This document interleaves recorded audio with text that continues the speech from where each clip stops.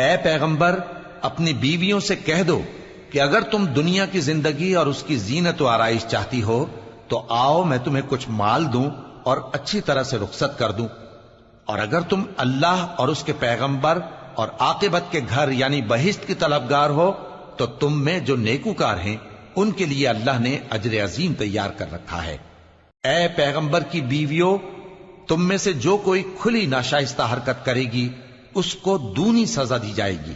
اور یہ بات اللہ کو آسان ہے۔ اور جو تم میں سے اللہ اور اس کے رسول کی فرما بردار رہے گی اور عمل نیک کرے گی اس کو ہم دونا ثواب دیں گے، اور اس کے لیے ہم نے عزت کی روزی تیار کر رکھی ہے۔ اے پیغمبر کی بیویوں،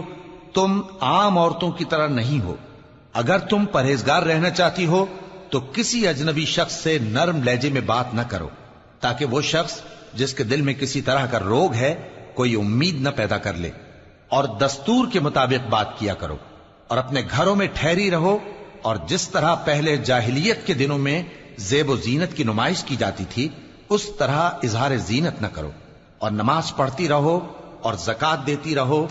اور اللہ اور اس کے رسول کی فرما برداری کرتی رہو۔ اے پیغمبر کی گھر والیوں، اللہ چاہتا ہے کہ تم سے ہر طرح کی ناپاکی دور کر دے اور تمہیں بالکل پاک صاف کر دے،